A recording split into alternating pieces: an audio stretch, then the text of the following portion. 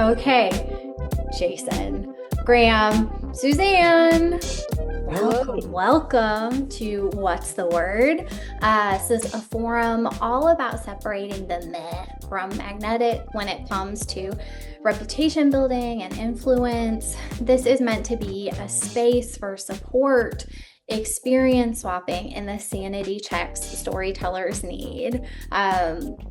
Trying to like come in with some like holiday spirit here, but I will be very, very real with all y'all listening that like we are coming off um, all the mega merger news, and amazing pioneering comms folks are letting us know via text that like they've lost their jobs. And so hearts are like extremely heavy and like there's no sugarcoating that. In some regards that's like why we're here. I was having a conversation a few weeks ago with a comms lead who said she's like, I think I'm on the verge of being fired. And this is like, just like a rocket of a comms leader, so extremely thoughtful. And she's just talking about like the extreme exhaustion and frustration and perhaps even helplessness that she was feeling as like unresponsive journalists, event and awards coordinators, like suddenly, not getting back to her. Just the ability of what she's been able to do, produce and deliver over time, she feels has like dwindled in such a significant way. And pathways that we used to know and love as being earned pathways have like now become, paid pathways. And as much as we have so many eyes and focus on kind of the agencies and the agency models and the mega mergers and what they really, really mean, we don't have that same view or visibility as an industry at large to, or perhaps even analysis of what's going on in our trade outlets and trade organizations that they have experienced many significant layoffs, new leadership and organizational structures, and with that comes like some pain and changes of direction and the hows and the whys. And so that is like why I am so grateful for all of you to join this conversation, like Graham, Suzanne, like two comms folks like that I admire beyond belief. Like Graham, you're bringer, like events and stages, what you do, what you accomplish, like what you've done for Do the Work. Like, I look on that with like Yes, I agree. jealousy and like in such like pride. And like Suzanne, I call Suzanne like the mother bear of all comms, is like who she is my number one when I feel stuck or when I need a pep talk of like, am I crazy? Like Suzanne, just no one has the contacts, the connections, or like the thoughtfulness. So like, thank you for you. And Jason, oh my gosh. So for like every comms person out in the ether who's like, nobody has time and we all need to do short pitches because nobody has time, I would say like Jason has always been this like amazing, curious journalist bug who always encouraged me to send like the metric ton of story and would just like piece through all of these things and like was never afraid of receiving like, I mean, I have sent you 700 words, 1,000 words in your time at Adweek, and you're just like, give me more. And I love that ability to like not just like try to get a story out there, but to like geek out and like go for the interesting angles. And you know I just try to set this expectation that like Jason, having been with a trade in different capacities and in his tenure, is like he's not always being encouraged to ask like specifically for that trade. It's just all journalists talk, just like all comms people talk. So this is like observations, his source of truth, no matter where he was or whatever organization, just that true journalistic perspective. So between all of us, I think this group is going to be amazing just to share like what are we hearing and experiencing from the trenches. Like, what do comms folks need to set realistic expectations with their multitude of shareholders? Like, how do we think about rules of engagement to set everyone up for success in the year ahead? Um, because I think the game is really significantly changing and it is challenging. And we are going to have we have a lot of new agency leaders who maybe their expectations are unrealistic. And we're going to have a lot of changes in comms. And we do have a lot of changes, obviously, in the trade. So, Jason, I really want to start with you. Like, you have been on the receiving end of all the pitches, having worked at Adweek. And so, like, what do you think people need to keep top of mind to break through with reporters who are pulled in so many directions right now? Well, it's so difficult, and I do not envy the task for comms people. And I realize that you're serving many different masters, and you run across comms people who are are looking for a ton of placements, who are looking for quotas, and who are under intense pressure. And sometimes that comes my way. Like it's very clear who's really feeling it. But you get comms people who have kind of sat in that chair for a long time, who understand how to, either deal with that pressure, work around it, or where to, find the release valves. And I think finding those release valves is one of the best things you can do. Uh, uh, During my time with the trades, especially toward the end, what I tried to do is be one of those release valves to say in no uncertain terms what I am capable of, what I am not, what I cover and what I don't, to at least communicate in basic terms with comms people, to not leave people hanging when there are pitches out there, or when they've spoken or when they've had conversations directly with me. I think for comms people, it's very important just to, especially if you're coming in cold, to right off the bat make sure everything aligns. Make sure, and the trades don't make it easy. If you see that somebody is a tech reporter, chances are, yeah, sure, they're a tech reporter, but they're also a breaking news reporter. They're also a pundit. They're also, wearing several different hats within the organization. But do yourself a favor, go to their page, take 5 minutes, look at the last 10 things they've done, see where your portfolio, see where your clients align with the things that they're doing. And if there's a match there, you can communicate around that without it being, hey, I saw this story you did on blah, blah, blah, form letter here. Here is this story I have on thing that doesn't quite match. You can actually have a genuine conversation. And that's what breaks through, is when people not only see the things that that person has written, but show how what they're pitching fits into the conversation, is a continuation of said conversation rather than just something they want written about. And 9 times out of 10, that's going to be successful at least one time with that reporter, who's going to remember you as somebody who came to them with something useful.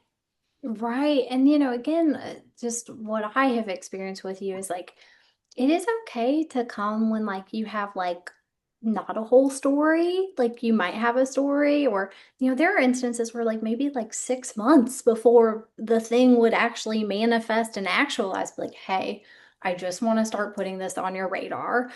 Because then like you were able to protect your time when that moment came versus if I had come in the 11th hour of like, it's all here, then you have no flexibility. So then I'm curious for everyone, like beyond just the straight up pitching, is like, what's the most valuable non-transactional thing comms folks can offer trade journalists or editor right now to help build up relationships? I shared an office once with someone who had a very different approach to PR from me. And he was always on the phone with like, there were a lot of like ad columnists at major newspapers. This is 2001. It was a different time for America.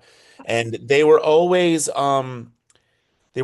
like on the phone with them, catching up with them, gossip wise, etc. And I couldn't bring myself to do it. I'm actually not much of a salesperson, I don't think. I don't like to go to a party and bring up a conversation no one wants to hear. I don't like to make and we are asked to do this as PR people sometimes. Like we are asked to sell a lemon. So it was funny to sort of see like the pros and cons of these mutually different sort of approaches where he would sometimes he would land the thing that like no one could land. And it didn't work all the time. And he did it because he was just on the phone with these people all the time, buttering some of them up. I found this person to be a bit of a kiss ass. I'll be very transparent. And then I was like, I'm just going, what I'm going to do is I'm going to pitch these people when I have something that is useful to them. And I sort of saw the pros and cons of both of our approaches. It helped me see the range. And I guess what I bring that up is because I think that like it's always like what can we do to help reporters more to do it this way, to do more, to make sure that that pitch, that template is like flashier than it would have been, that it has links, that it has whatever. And it's like, or a thing that you could do is just not bother them. Sometimes inaction is action, right? You can just sort of be respectful of their time and not hit them up with other stuff so that you become a person that by the time you do reach out to them, they know that you have thought about them. And I think that I knew that this was for you. Jason, I hope that over time you probably saw my name 5 times in your inbox directly because I had 5 stories that were relevant to you over the years, right? Like, like that's it. And I didn't bombard you. So I do beseech people to, sometimes more is not more. And I think that just understanding and being empathetic and respectful of people's times. And then by the way, another thing you could do is take rejection well and set your clients up for a world where rejection is part of the game. It's really funny when I onboard someone, I always go, and I know you're going to eventually jokingly ask me if we can get the New York Times in the first month. And then they're like, "Oh, I mean, we don't necessarily, can we get that? Do we want that?" And you go, let me tell you right off the bat what a New York Times story looks like. It looks like this. Are you doing that? And they go, no. And I'm like, so we're going to go for these things, which will all build your business, and I'll tell you how. So I find that like what you can do is like learn rejection yourself, set your clients up for rejection. It's part of the game. And then also be really respectful of reporters' time versus like trying to like interact with them more in hopes that you can like what is it? Squeeze blood out of a rock. What's the phrase? Is that the one? Yeah. Right. Well, and it's like just when you just want to talk versus you actually have something to say, Yeah. right? Like there is a deep nuance there. So like it is 100% that. And I'll say like the idea of like even like change versus chance. Like sometimes we get really upset with like vernacular, like I want this change in an article. And it's like does this actually present another story opportunity down the road of like contextually, like clearly there's some perceived notion of what this agency or brand is and why it was written this way, and like what can we do or how do we build upon ourselves in a narrative to actually like clear this up in a way that isn't attacking and like write it this way because we think about it this way. That's never the answer, but oftentimes it can be some of those lovely pressure moments that Jason is referencing. I think we can also offer our contacts.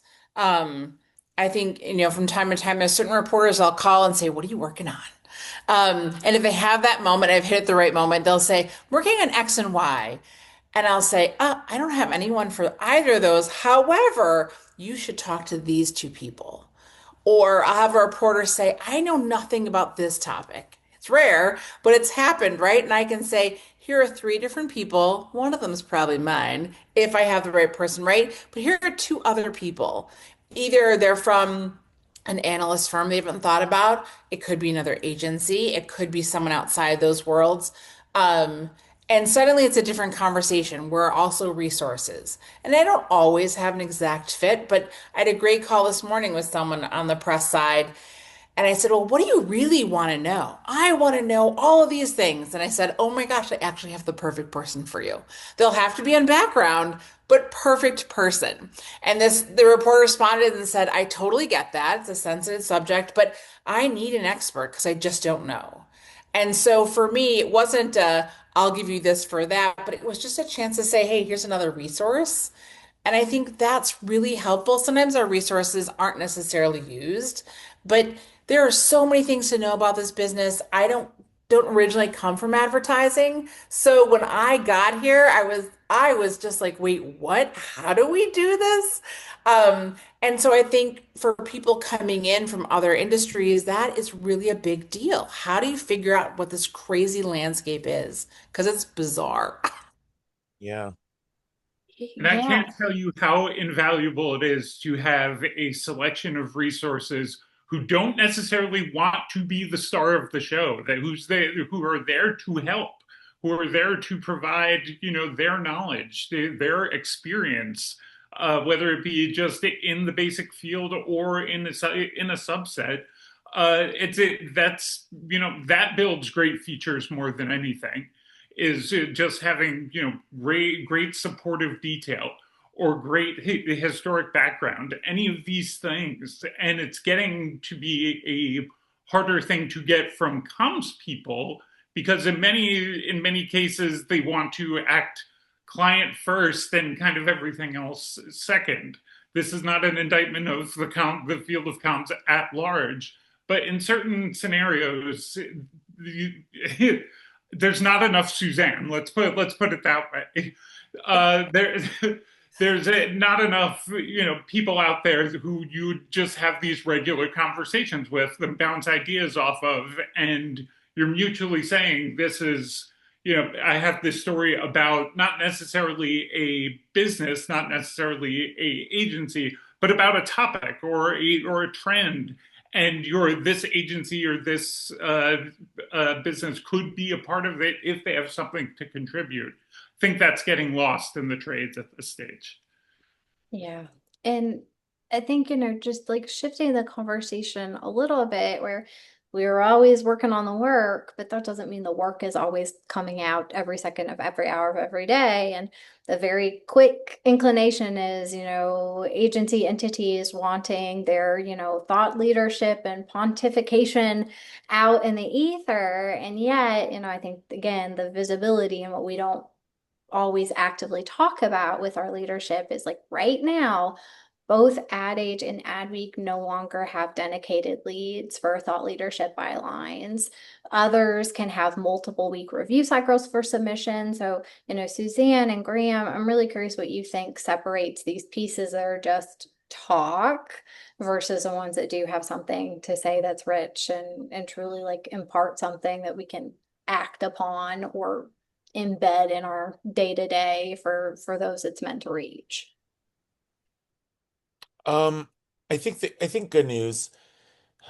Even if those publications are not in a position to take actively and review them right now, that usually if you have a good op-ed and it's not like it's very specific to a thing that came out yesterday, it's addressing an underlying thing that you could pitch about next week. Like the very grim sort of analogy I give people is to my work in LGBTQ advertising stuff. Someone a bill passes.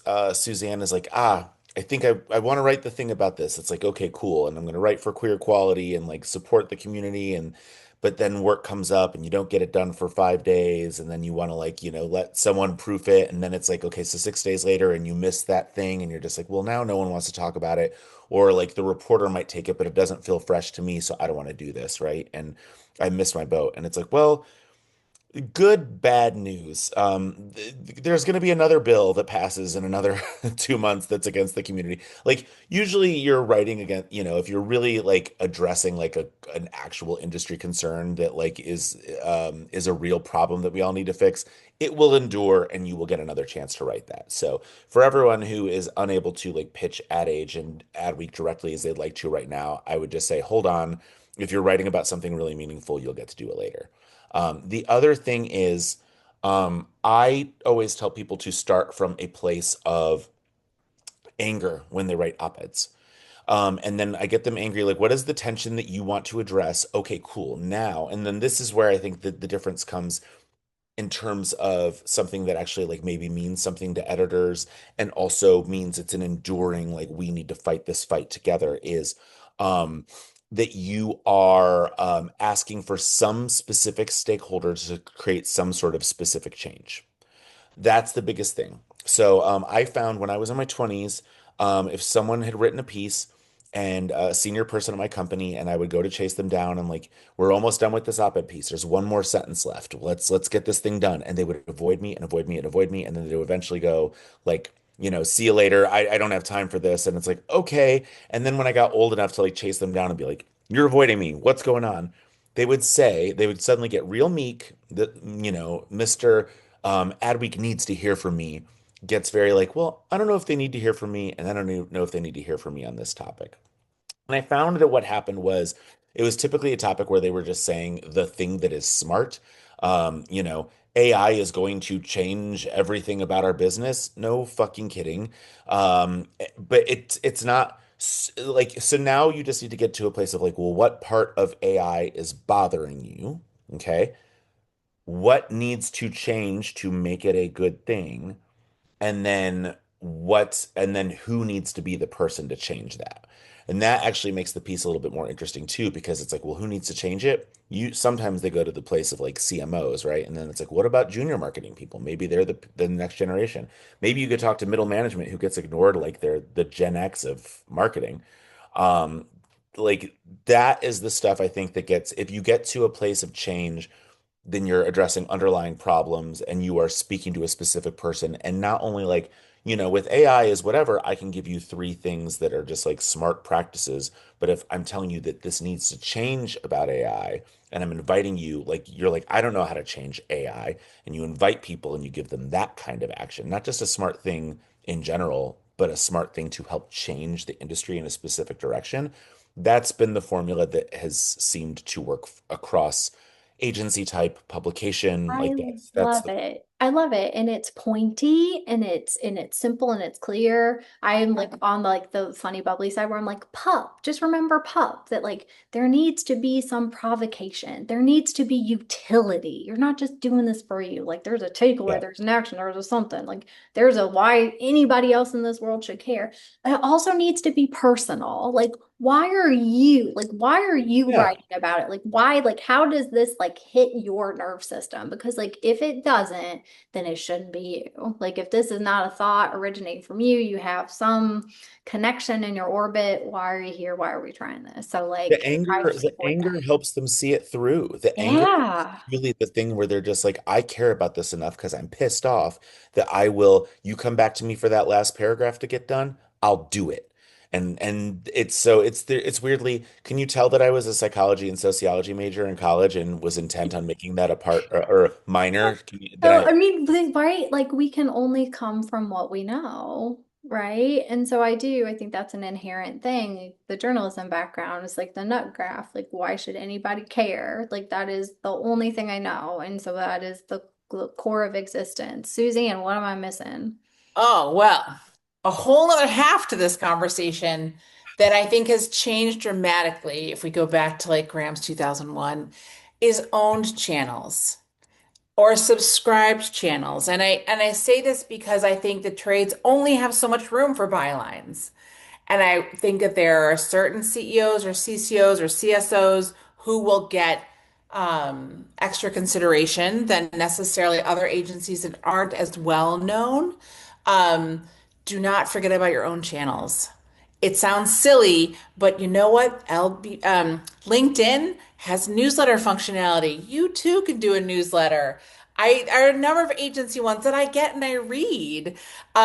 There's also LBB. It's its own beast, but you may have junior talent that may not necessarily be right there for an Adweek piece, but they've got a great idea. Great. You've got another channel that gives them a platform to speak to.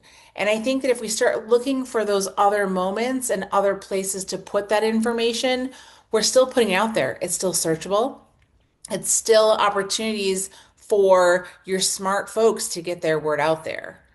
I would also say pick a different outlet, and I'm going to give a specific, and I have shared this many times. But I remember that Walt Geer wrote a byline in MM&M about ageism in advertising. It stopped me in my tracks. Like, wait, what are you doing here in MM&M having this conversation? Now, I don't know that he's done a lot since on that topic, but it grabbed my attention because I had not thought about addressing that in a healthcare trade. And so I would challenge our folks, it's not as easy necessarily, but cast a wider net. Look Yeah. around you and find other ways to have that conversation. Some of them may be pay for play, I will not lie. However, there may be others where the writing is so good, or that anger is so clear, or that provocation comes out and you say, oh, I want to read this, that indeed it will get picked up, it will get selected. So sometimes we just get so narrow, and this is our focus. Think big, think your own platforms and think other people's, because Right. that And can make a difference. And if give things a you add a shot. if you add a strategy lens to that, it's about the consumer journey of like the people who are going to read this thing, right? Which we seldom do too. Like a lot of people are just like, I want to be an Adweek. It's like, oh, who do you want to reach through Adweek? They're like, Adweek readers. It's like, but who? Like what person, right? So there are things, I'm so glad that you said that because there are things that I have had published in like larger publications, and clearly the magnitude of that is a support for me, but also some smaller ones. And the smaller ones will get as much online engagement from me on LinkedIn, which is what I ultimately want. I want to use all this to get people to interact with me and do business with me. And the fact is, they're like, it's nice if you had Ad Week. It's nice if you had Ad Age. It's great you have M&M. It's great that you have Yes. this. You know why?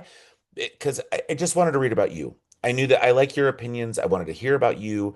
I like the headline. Sometimes it's incidental to that reader where it ran.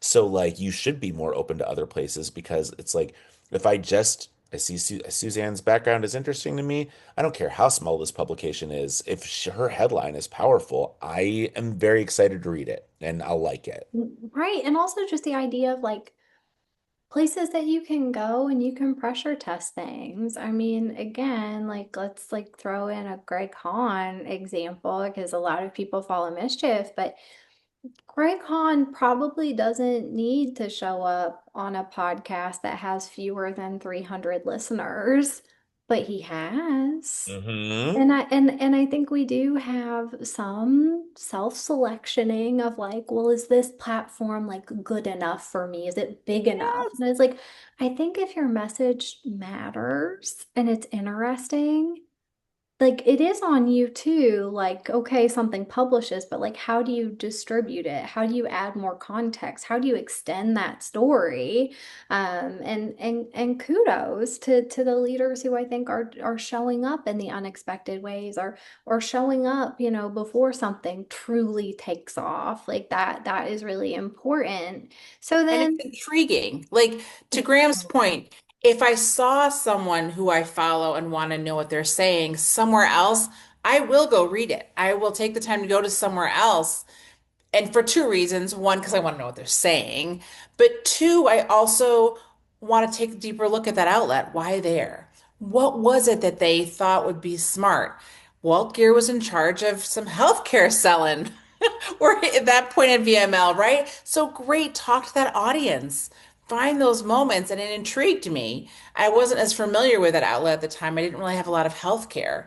That's changed since then, but I love seeing where people will surprise me as a reader, for sure. yeah, and then when we think about like how lean trades are staffed right now, and many of the reporters we rely on are also now being pulled in to support podcasts and growing events and stages duties. I think the things that you were talking about, Jason, up top, which like that takes you off the board for that general writing and reporting. So it's like, how should we be thinking about pitching approaches and generally being thoughtful with everyone's time? Like, should sweeping coverage still be a goal, or do you all foresee more exclusive offers as trades try to distinguish themselves with readers? Because, yeah, like if I see something that's published everywhere, it's usually the exact same story. So it's time and being, so it's like the first place I read it, it's where I'm reading it. And I would say that the term exclusive meant a lot at Adweek and likely still does. So if you can offer them something with the exclusivity that, carries some weight, and we had this back and forth all the time about what is a valuable exclusive to Adweek. Is it necessarily just a campaign announcement, or is it more than that? Is it BTS with this campaign, with the agency behind it, with the company? Is it a executive announcement? Is it having that information beforehand? It's honestly, it's having that conversation with the people at the trade, going to them and saying, we would have this exclusive for you.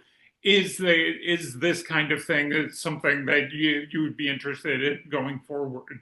If you're looking for exclusive windows, typically, what are you looking for? You'd be surprised that most trades have a couple of things that they peg to when it comes to exclusives.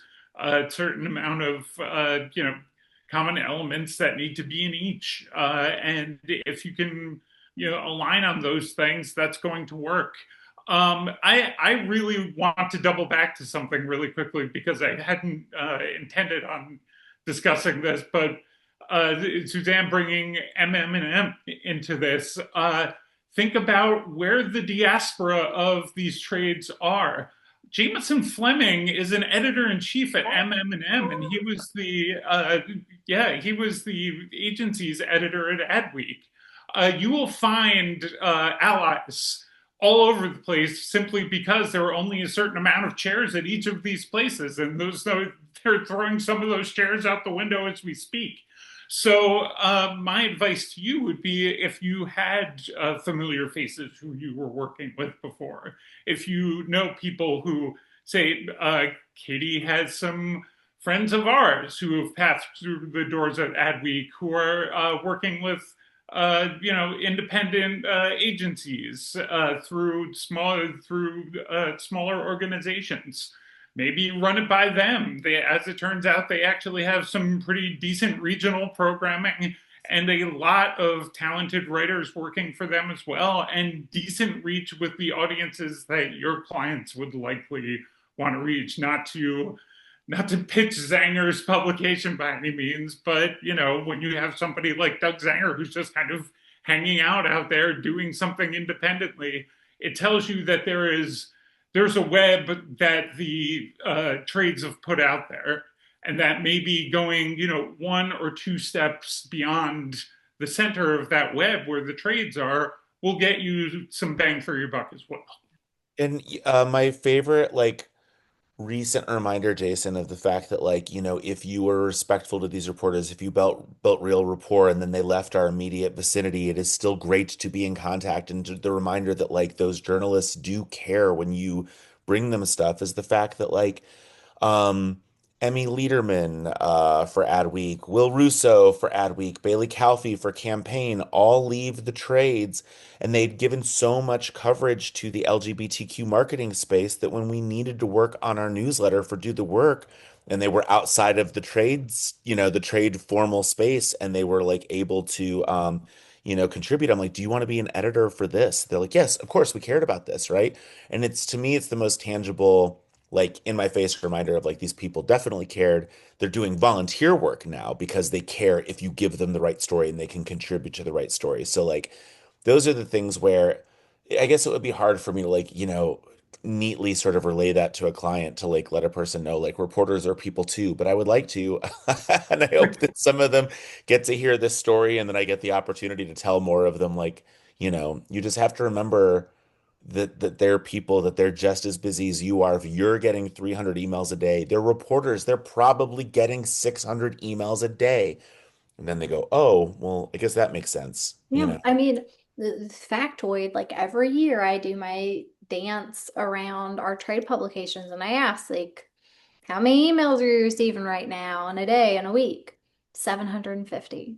So y'all, there Yeah. is no gimme coverage.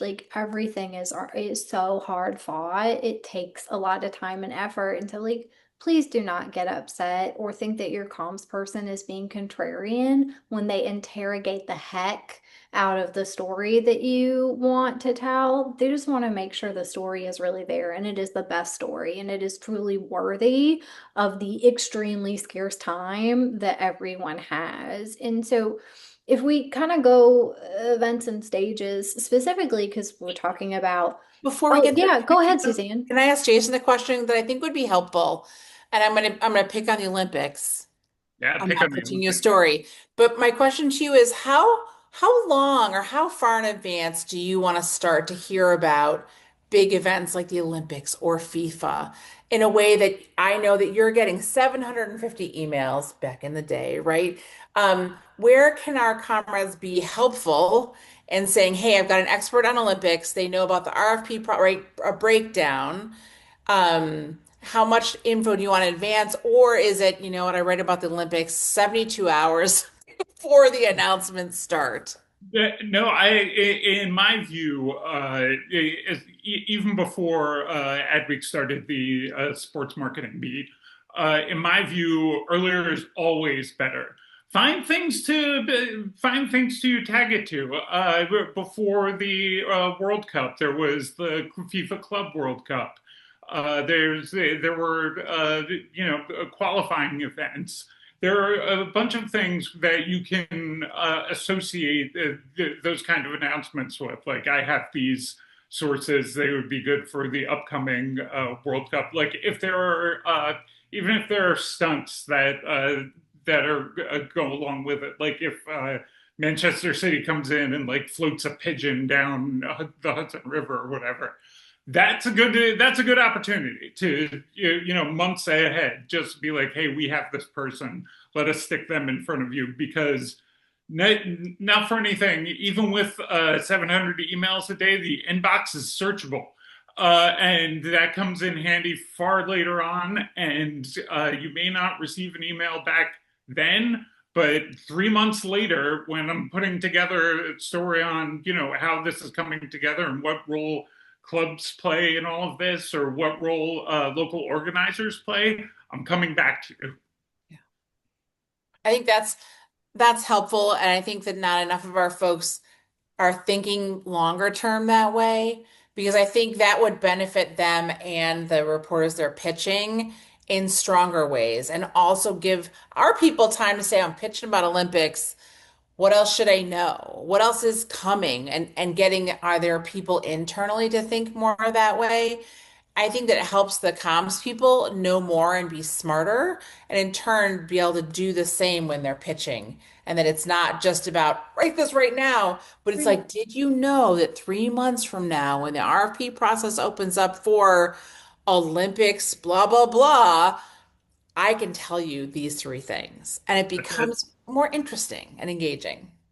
The Oh, long game, right? I think we get so caught up on like the moment of launch and instant gratification. And I think like Graham, to your point about like getting a person to say like maybe they don't need to hear from me right now is like that's really the most impactful, beneficial thing is like what's it going to do if the story's published right away versus 3 months from now? Or that like I think sometimes comms folk get the feedback of like if you haven't locked right away, like failure. And that's not true. Like there is just a slower burn to be had. And again, in the scarcity of resources, there are campaigns, let's be honest, and there also are like thought leadership centric things that have evergreen feels. And that like we just need to set the expectations of like this could be a slow burn thing. And like It's what does that mean for timeline and planning? Because like we do not accept that as well, but like we all know, we all talk in comms, like yes, there are people who pitch a thought leadership thing for 6 months, if not longer, before it lands. And that is more like the rule than the exception. it's the expectation setting thing is like almost everything, by the way. Like the degree to which I will tell people, okay, so Black Friday is coming up. If we're gonna hit up these 10 reporters who've covered Black Friday in the past, we're gonna offer you up. Guess what? you're going to get maybe one response. Maybe one response. Why are we doing this? Because as was just stated, in 3 months, or in 1 month, if we're leading up to it, they might reach out to you, or they might reach out to you for the post game on Black Friday or whatever. But like your inability to tell them that you're going to do work that has a low chance of what they define as success is, you're like, and I'm sure we're going to get some hits and I'm sure we're going to get whatever. Well, now you've set expectations and now they're just like, well, I thought you were going to reach out to these 10 reporters and we're going to get stuff, we were going to get responses. Now I'm going to make it Jason's problem. I'm going to go to Jason and I'm going to go, you're one of the 10 people I pitched. Can you help me out here? I really need the help. It's like, oh, Jason needs my help because I lied to my client by not telling them the chances of success. Like, it's that. Like, it ends up becoming the reporter's problem because we don't know how to tell people what the actual chances of success are. I have things like I, I I find that, like, we can find our confidence from like listing the things that like factually are true about our capabilities. I'm comfortable telling people if we go through the whole thing of writing an op-ed, 9 times out of 10, I'm going to find you a home that you are comfortable with because I have. I have not had better than a 1 in 10 success rate on hitting up reporters when to go like, do you want coffee with this person? Like, they ignore it, they whatever. So I just tell them like, and it's a good idea to try because, by the way, reporters go on, have this conversation at all the Ad Age conference or the Ad Week conferences and say, when you're in town, hit us up for coffee. We'd love to. And then they can never respond to those things. So it's like, let's be realistic. Despite what's being said on stage, I know you may have heard this client also on stage. The reporter is like, why don't you reach out to me? The chances are low.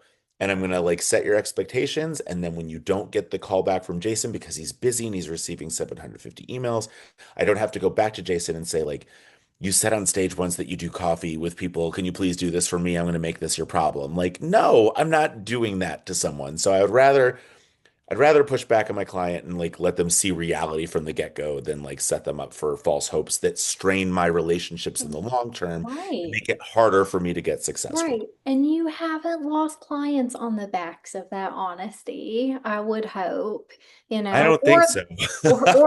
not the right client, Yeah. right? Oh, Um, yes. so then thinking about raging inboxes, like we have the reporters, and that's its own deluge, right?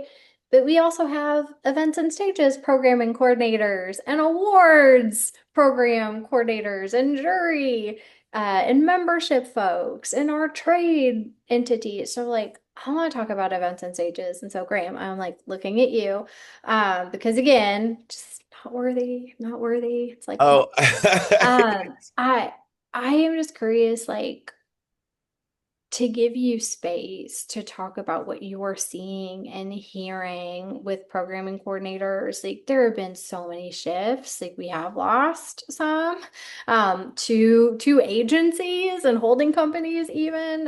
So it's just like I'm hearing and I've experienced in some instances like more and more standard practices that like agencies need to pay their way to a lot of stage opportunities where brands can squeeze in free. And so, like, what's taking up your headspace there? Should agencies and brands be more proactive about budgeting if events and stages are a priority versus like, we all want everything free because we're amazing and we're luminaries and like, really? Is that fair anymore? I think two things have shifted. So one is that's really important to keep in mind as you plan your approach to this. And one of these is that I think we got a lot more transparent on both sides about like whether or not these things are pay to play. I feel like up until like 2010, every conference that I talked to, they're like, if you've got the right idea, like we've got you. And like, look, we did a whole uh day of programming last year, and there was an agency that like, didn't have a client up there. It's like, yeah, but that was one, and like those odds are crazy. And like I don't even think they do one anymore, right? And and then eventually, and you would do this back and forth of like, well, do you want money? It's like, well, you don't need money. It's like, but okay, then here's an idea without money. And they're like, what if you have money? It's just like a waste of everyone's time. I feel like we've got a lot more clarity on what is pay to play. And like also, can we, especially in this industry, keep in mind that like that is a important business model when media are trying to find ways to subsidize things. Like, of course they need money. That's the whole point of things. We get paid to put messages out into the world so that people buy products. Like, it's like, how are we blind to the need for like pay to play options, right? So there's that. And then there's also I do think that like the other end of that has been, the emphasis on like, but like, most of the free opportunities are from like celebrities or brands. That's it. Like if you know those people, it's fine. But what's funny to me is the amount of this is where I think we have a big impasse still. And I don't know if you see this, Suzanne, but like the number of people who are still afraid to go to their clients and say like, we could go to advertising week together. Like I'm like, if you find a brand, if you approach a brand, agency, you can go. And they're just like, but we're working on this campaign right now. We couldn't possibly bother them. I've never known us to actually finally make the leap after all this like convincing and then the client to not go, thank you so much for thinking of us. This is so wonderful. This is amazing, right? Like I have a famous friend who could speak at South by at any time she wanted. She can email them a week before and she can get on that stage. I go to her around the time of formal pitches. She couldn't do it because she like knew of a scheduling conflict at that point. But she was so glad I asked. No one had brought South by to her before. Thank you for bringing me the opportunity. This one agency that I worked with that like got it right like, I told the chief client officer, she's like, oh, they're just like the account people are afraid to ask what's up. And then she asked two CMOs she talks to every day. We have the same interesting conversation every day. Would you like to have that conversation on a stage? And they were like, we'd love to. And then we had standing room only on two conferences. So it's like, it's wild how like, so one, appreciate the transparency that we have now and use that to set expectations for how much financial investment it might need to take if you won't bring your clients. But two, find the courage to bring your clients, understanding that they are not as nervous about this as you are. Those are the two big sort of like tips I guess I would give people who wanted to make it in that space. And also like the celebrity factor is like lock down those contracts early. Like if you want to pitch someone for Cannes this year, you kind of need to like know they're in by like now. Like if pitches are Yeah. due in December, like because again, I think people like go like earn pathways and they're like, it's earned, I don't have to pay anything. And I was like, but don't you need to pay like $350,000 for this and the travel and we just don't think all the way through that. So like have the big conversation, like have it up front. Have it in August, have it in July, have a cookout and talk about events and stages, like whatever it takes. But like we do just need to make space for some of these things because like agencies are just upset and they're tripping over themselves. And again, I do think like there's just like a reckoning to be had right now where I think we do have like a rising CMO that is not as fame hungry as their predecessors. So, some of the big carrots that Cannes has of like really splashy, interesting celebrities or luminary thought folks, like I have had CMOs come to me very candidly saying like, I don't give a damn about this, or like I don't really particularly want to see or interact with an athlete. That's my talent management agency and they can do that, but like I need the inspiration and I need the like brass tacks to move my brand. And so like find that balance for you and like even the splash of like, but like is there going to be utility at the end of it? And am I going to be like awestruck by the person, but then when I have to like have some form of results tied to what the event and stage was like Um, I got nothing. And that you know uh, again that instant gratification thing, like to your point, Graham, of like asking like who do you want to read this, what do you want the outcome to be of this activity, like events and stages, like sometimes we think we're going to get instant gratification and I can be that person to say like maybe, but oftentimes, like 3 years into the future, you're going to have one random reach out that was like, I remember when you did this talk at ANA, and I've like been thinking about it for the last X number of years, but I'm really glad that now we're connected and done. So like it did happen, but it was not right away. And so again, it's just like Set expectations, people. Because, like, there are people who show up on big, buzzy stages, and I'm telling you, bippity boppity boo came from it. And we just got to be really real about that. Suzanne, anything you want to add here? No, though I'll just underscore one thing that I think that Jason also touched on. Memories are long. And so if you started off at a small stage and someone heard you, or maybe you invited a reporter to come in and moderate the conversation, memories are long and you will get that call and it will come back to you, whether it's the email that they saved 6 months later or the speaking up that will come. I think that just sometimes we're so in the moment and we Yes. forget. But it And also works in the reverse. I had a great yes. moderator. I'm going to call them 3 years later and say, I know you're now at Forbes. Do you remember when we did X? And they say, oh, it was the best time. Yes, sign me up again.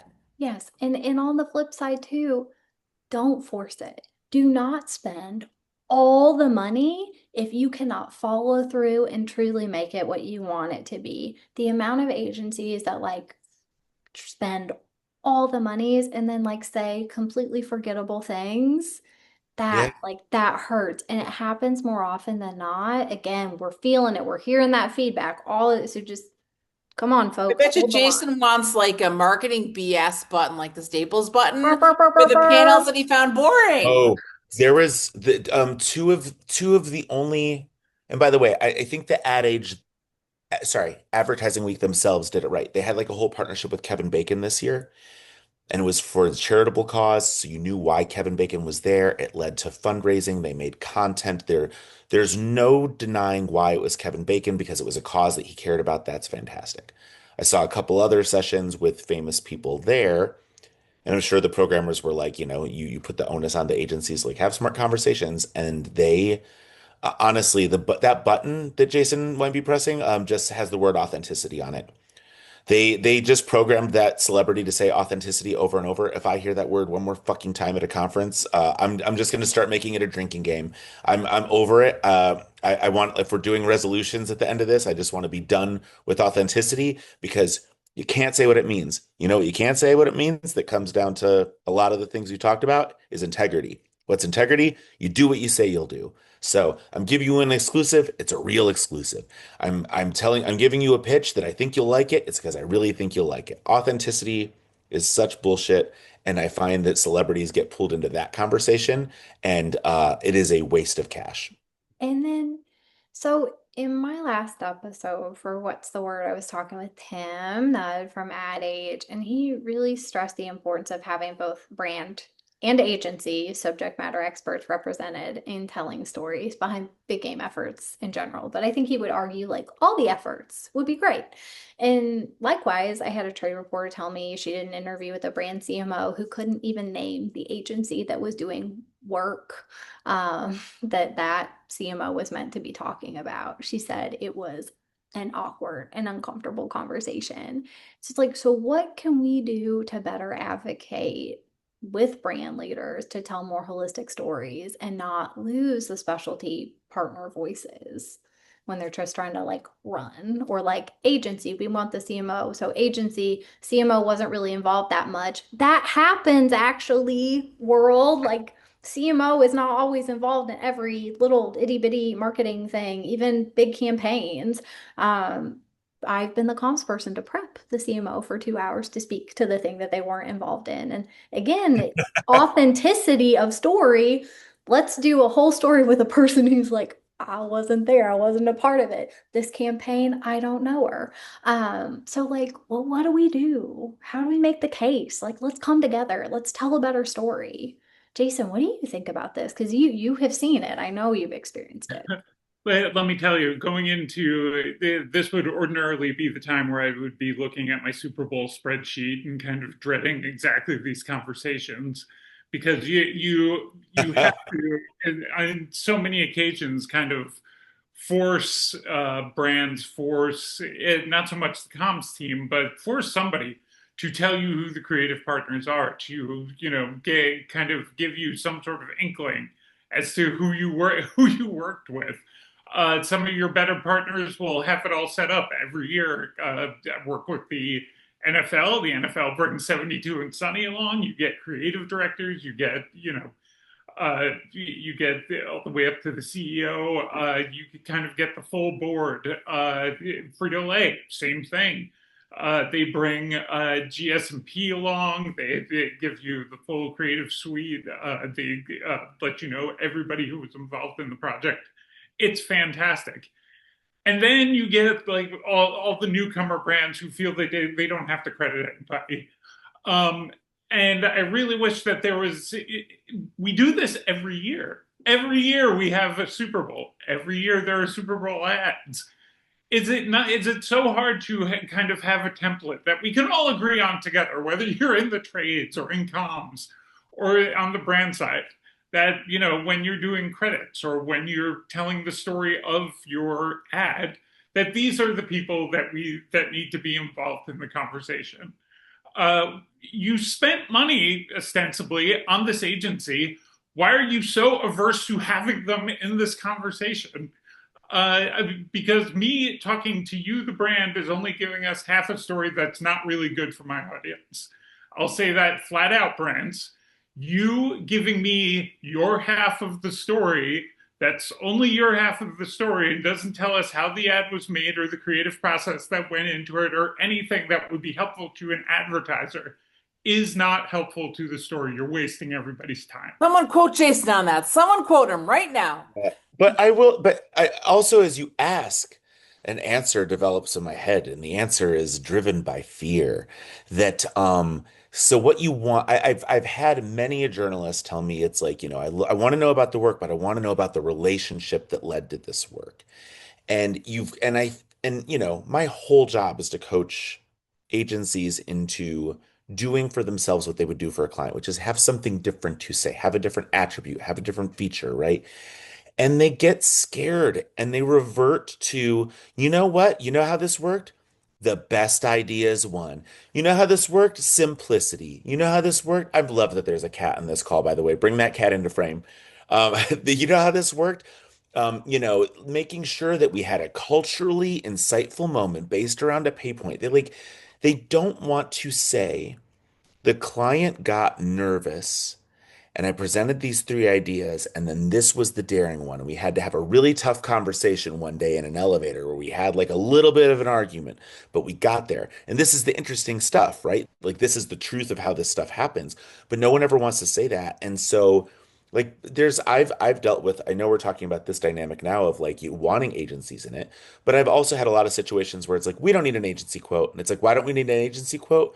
Because like they're not we know that they're not going to have anything to say besides having the best talent bar none for an AI era helped us to innovate for a better culturally relevant insight. Like we do to ourselves sometimes, agencies.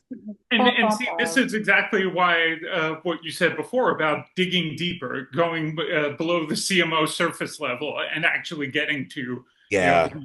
getting to members of the creative team. Maybe that's part of it, is the fear that like the creatives are actually going to say something human in this equation.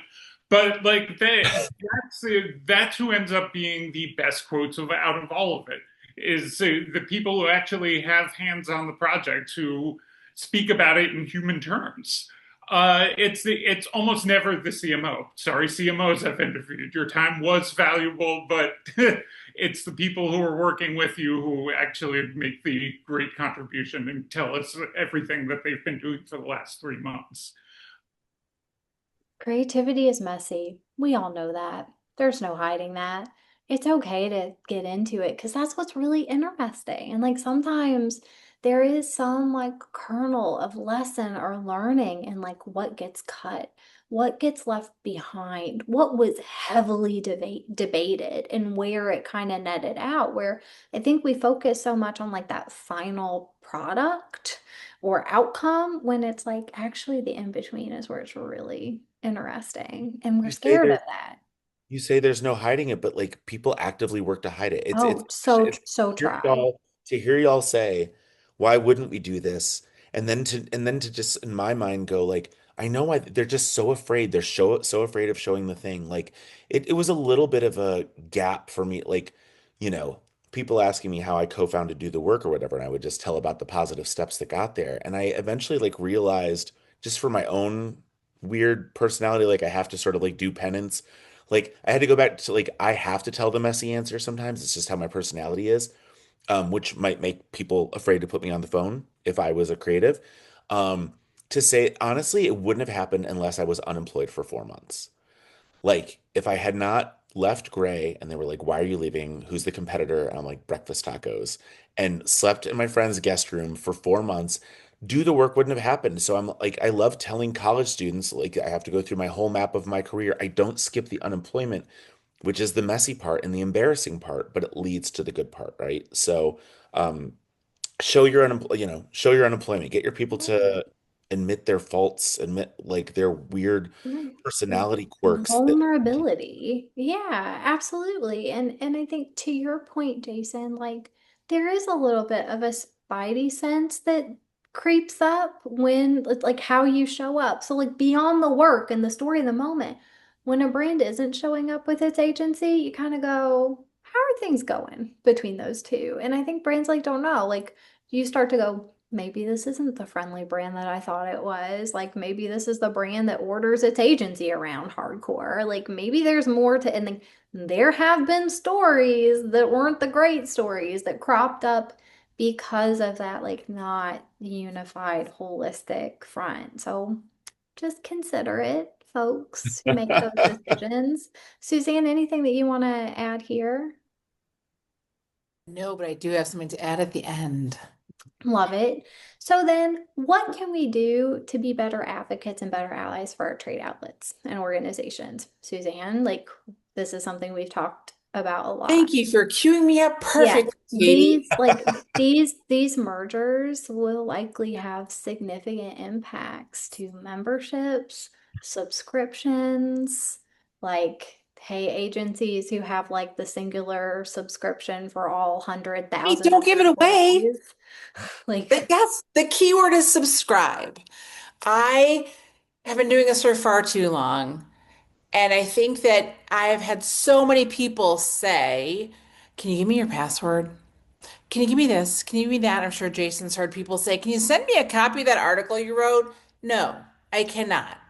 A subscription, I'm gonna say it right now, a subscription to Adweek once a month is $20. A subscription to regular Ad Age is $20. You need to be building this in. You need to be making this a part of your conversation, just like Graham talking about, yes, there are conferences that are pay for play. We don't give our work away for free. We should not expect our trades to do the same.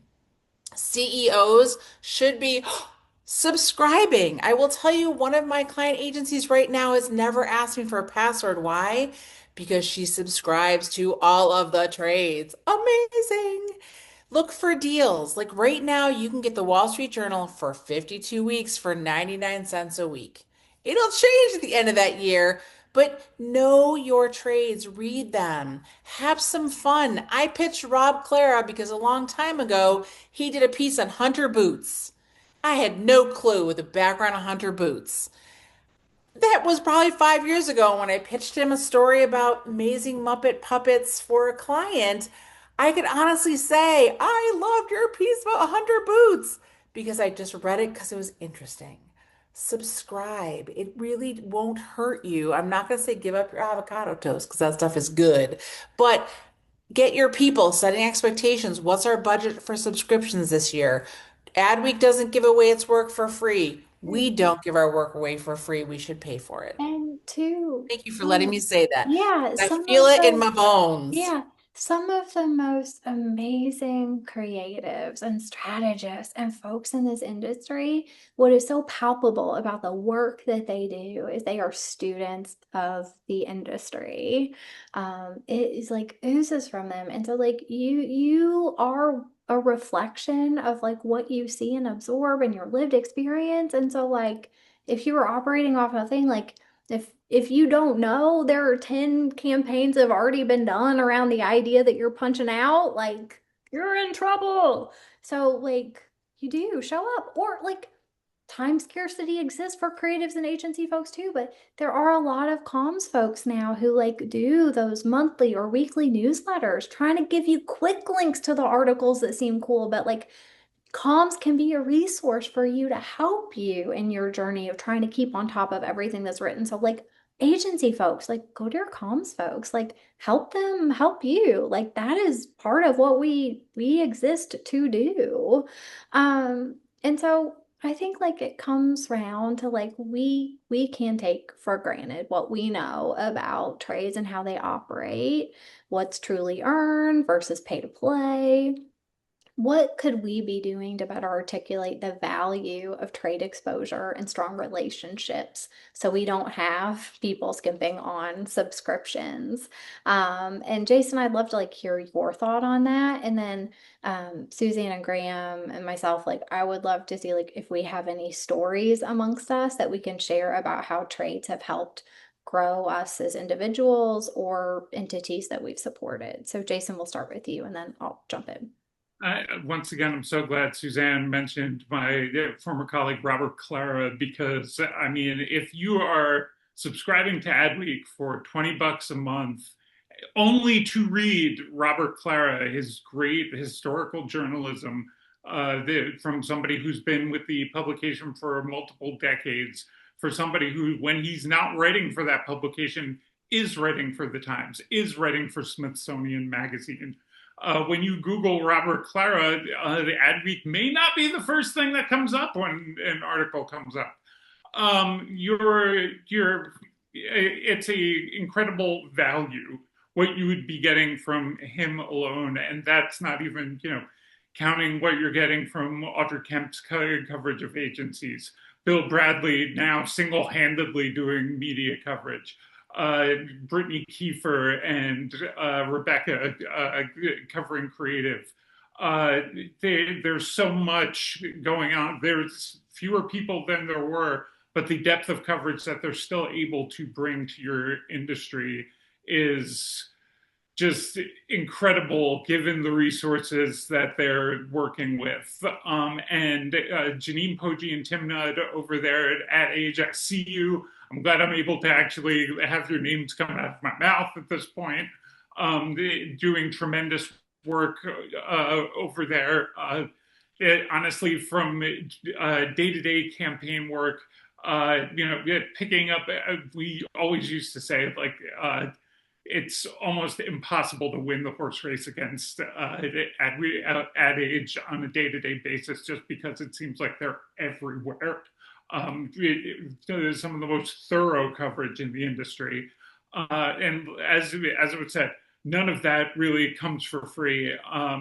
Yes, it's helpful if you can go to something like Brand Week, which honestly, if you've never gone to an Adweek event before, go to that one.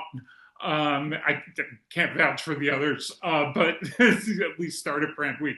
But at the very least, subscribe. There's so much great work coming out of these places that, resist the urge to steal that password, to, go to that like Google document that you're keeping in the office and like taking your boss's password for the site. Oh, Jason, you do not miss a beat. Look at you knowing about those Excel spreadsheets. And listen, it comes from experience. But yeah, no, it's honestly I hate to say the least you can do, because it's still $240 a year, but it's a good $240 in this industry. Right. I mean, we want our stories told. We need people to help us tell those stories. So we can contribute to making that easier or making it harder. That's on us in some regards. And I will like say candidly, comms folks have experienced some rough patches with the journalists as of late. I mean, confirmed coverage suddenly unconfirmed, the meeting set up and someone doesn't show up. I was in an experience where like I had 15 minutes to like do the interview myself with a CMO and send transcripts to a trade for something to be written. Like, and coming from a journalism background, I'm like, there's like a whole integrity line of like who, what, where, all that. but we're all just trying to make it work. And so it's like, let's have grace. But let's also, to Graham's point, like the transparency, like, please, comms folks, like, do not be unafraid. Like, if you are experiencing something rough, if you are having, like, go to the editors in chiefs, like, speak your truth it with good intent of like, we want all the trades to win. But if this is how a trade is going to operate with like a potential client or my agency, like, ooh, bad times and like fixes, right? But like that is a reality, and that is not necessarily a reflection on your comms or your PR person or the quality of the story that you have to tell. People are getting pulled in like just so many directions. We all are getting pulled in so many directions. And I think we just like are not giving the grace and patience all around. But like, what if I know anything about comms folks is like they find a way. It might not always be on the timeline you want, but they will. And so my story of like, go trades, trades are amazing, subscribe to trades. There was a time at the Martin Agency went through like a tsunami of new biz wins. And like, I don't know if all the brands knew each other and they all conspired and like 12 brands all say like, but we don't want you announcing the wins. And so for an agency that is trying to hire monumental staff where it's like, but we can't say like what the brand is, or that's really hard from like a recruiting side. And, we kind of said like, okay, well, we can't tell, but can we tease?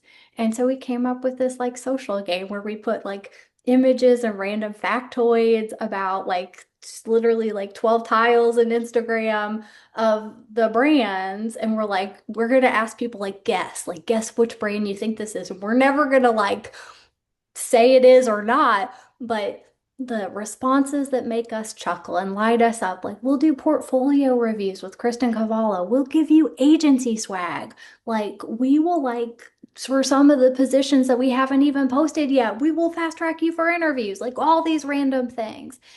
And Adweek like picked up that story. It's like, one, like, is there a growing number of brands that like are not letting agencies like say wins and what's up with that? Which that's interesting and it's still a problem. But I mean, immediately, one feature article, the conversations that came from that about an immediate 30% uptick in applications for jobs and traffic to the Martin Agency site.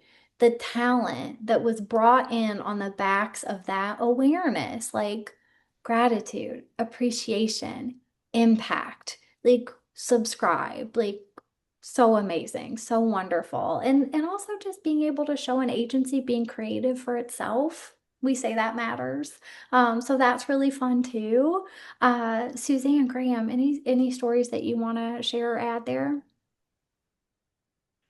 I think attribution is one of the hardest things for our sector. I wish I actually had more success stories. I love hearing yours. I have a sort of similar, like we did a partnership with the ANA Masters of Marketing conferences when I was a StarCom in 2025, or sorry, in 2005, where a Facebook campaign that we did was so good that like what we did about our sponsorship of the ANA drove the ANA's Facebook followers up by like 300, 400%. Like I'm pretty sure someone on that team got a promotion because of what an idea that we come up with.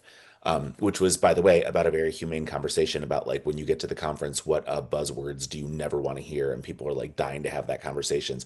And we made t-shirts out of the worst buzzwords. It was fun. But like truly, unless you have that, we're in a weird place of like not, I don't think that people are in a lot of a position to say like I applied here because of this article, or I applied here because, or I gave you my business because of this article, because they don't think of it that way themselves. Like mass marketers know there's like a whole multi-attribution. It's like you go to see the brand at Coachella, then you buy it in stores, but then you sign up for the mailing list. There's a whole order, and the resources to figure that out still for us are very tough.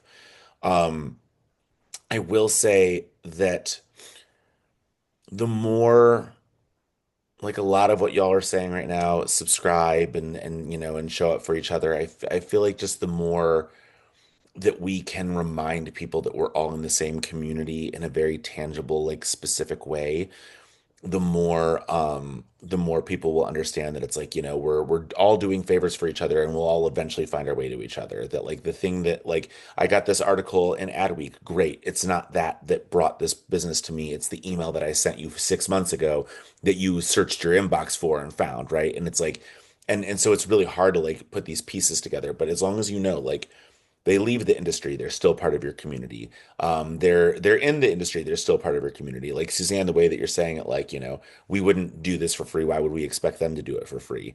Um, to tell people who are like, I want to speak at this conference. And I'm just like, okay, I know you're not going to make it into this conference. They're like, why not? And I'm like, well, because you've never gone to it. The last 3 years, you've told me that you want me to pitch you for it, and they won't go. And I know that the programmers look at who registers, and and it's not because they're being petty. It's because they don't see you as part of their community. You're not investing in their community. So, like, even if you're like me, where you have real trouble with the resources that you have, tying links between our work that we know makes a difference to like the actual difference that it made, right? And I think a lot of different sectors have this. You at least have the ability to like impress upon people that like, but we're all clearly part of the same community. And if you know how community works, we're all like, transacting and giving things to each other, and you have to invest to ever get anything back. That was beautiful. I I, had I would I would add both within here that today. community is there is a community of comms people, and it takes place in different ways, whether it's a WhatsApp group, it's a LinkedIn group, it's 4As, take your pick, ANA. We all talk to each other. And, if I can't get a hold of a reporter, once in a while I'll call Katie and say, have you talked to so and so lately? And she'll laugh and go, he's on vacation this week. And I'll say, okay, good to know. Or I've never heard from X. Why? Oh, I'll tell you why. There are conversations that we have that I think are important. And that community includes all of our comms people. Now, I'm not necessarily going to hand out my secrets of the best A-list entry on the planet. Reminder, it's due today, everybody. But there are conversations to be had. And I think that when you reach out and have them, you will find a reception. You will find someone to have that conversation with, and they may not write your A-list submission, but they will provide you with some structure or some information to help you with that. And I think that really builds more on what Graham is saying, that the more we're reaching out and having these conversations, the better we can be, and the better stories we and our fellow comms people can provide to reporters. Okay, we're almost near the end, y'all. Thank you for sticking in. Like, what a great conversation. So, in the spirit of the new year to come, any wishes or flags you have to call attention to for what you hope to see out in the landscape in 2026?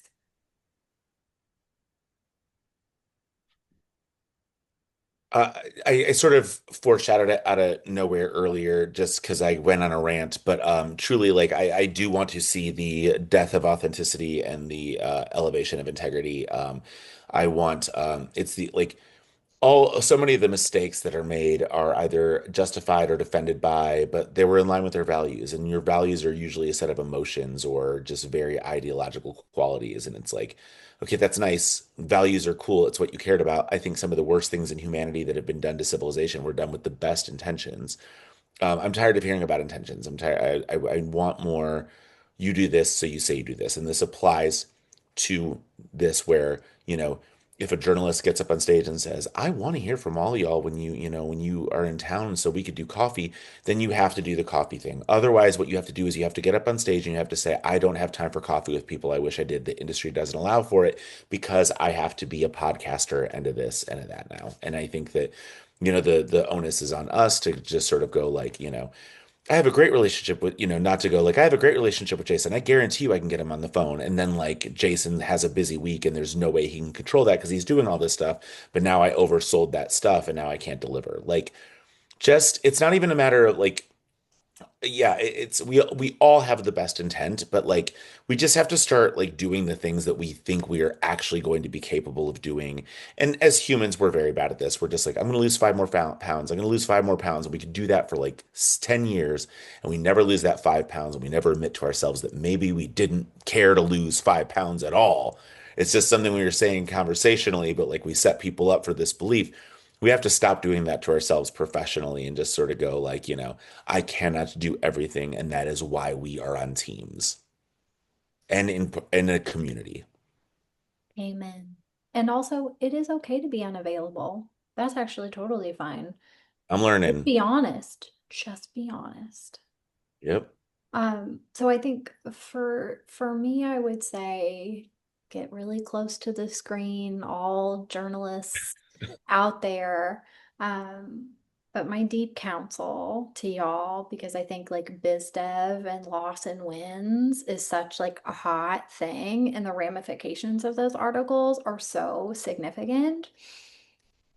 Please consider how you might be treating the brand as a singular source of truth versus asking clarifying questions that may lead to a more honest, uh, integrity-driven story that's holistic. And what I mean by that, and I'll be very specific, there's an article that a trade published a while back, and it was about an agency that lost an account. And there's like a quote, and I mean, it's a short quote, is like the brand saying, like, the work did not perform, like, done, and just moving on. And as someone who knows very much about that instance, I would encourage you to ask the question, like, brand, was there anything that you did or decisions made that would have impacted how that work performed? Did you pull work from market early?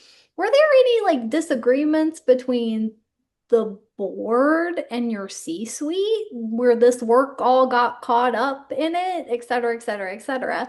Was there any initial data polls that actually suggested that the brand work may have been some of the highest performing work that would have ever come from the brand?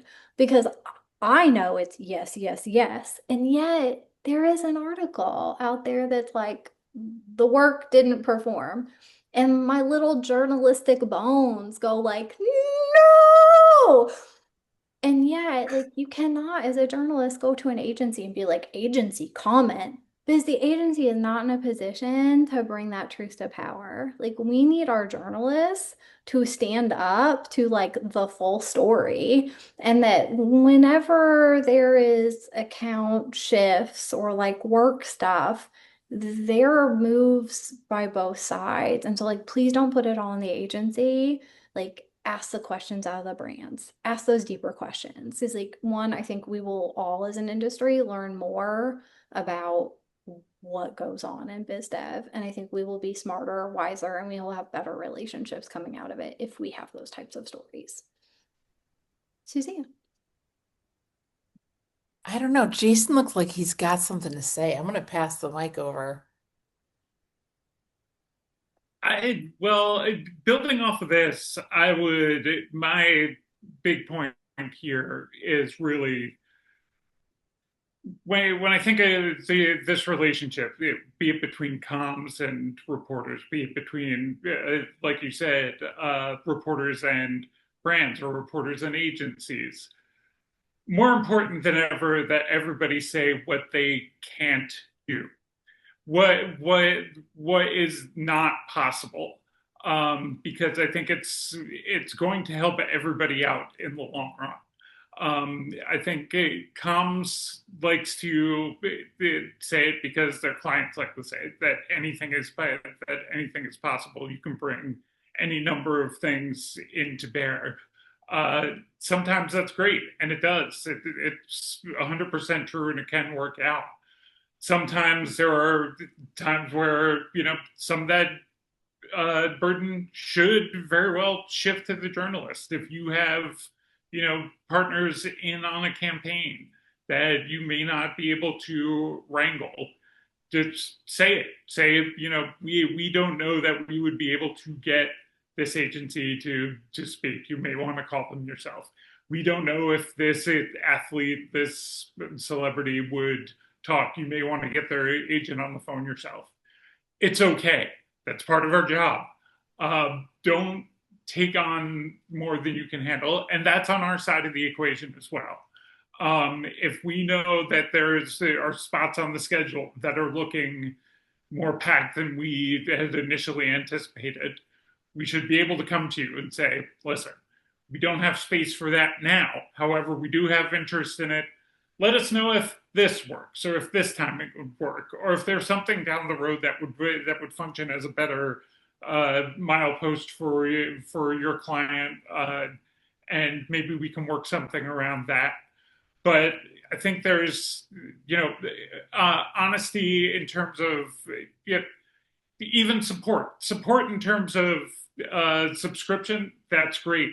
Supporting each other in terms of being open, honest, clear with each other is much, much better, and turns into the kinds of relationships between reporters and comms that I think we're looking to get out of this here. You want people who are reliable on both ends of the equation. And I think when you start having those realistic conversations with each other, you start to get that kind of idea. So then last question, y'all. Evil journalism trick, learn from Jason. What am I missing? Anything else you all want to share on considerations? Words thrown back at me. Yes, never answer that question by saying, no, I think we covered everything. Always say, yeah, you did mention X, or, you didn't ask me why, but I really wanted to tell you this. I think that too many people, and we all tell them, don't say, no, we covered everything, because that's not true. There's always something else that you can provide, or say, as we're talking about this, you should talk to my CMO client, blah, blah, blah. Add something back in, or just ask the reporter how they're doing. I think it's perfectly fine to say, hey, a lot of shit's gone down. Are you okay? Check on our reporters, because they're people too. They have babies, they get married, they go off to vacations. It's okay just to say, how you doing? What's going on? That's your chance. Take it. I can't tell you how often, the best nugget of the interview comes in that segment of the story. If somebody knows that they have an opening, you on the reporter side are getting ready to shut off the recorder. You're writing down your last notes and everything, and of course, you ask that last question: is there anything we missed? And I mean, if you have the right person sitting in front of you, there's gold right there almost every time. Once again, how many times have I said that? I'm going to get a t-shirt the next time we're together on a podcast just says Suzanne is right. But she is. It's your great opportunity to tell us something, even, off the cuff, a complete non sequitur, but it could lead somewhere else. Think about the next story in that moment.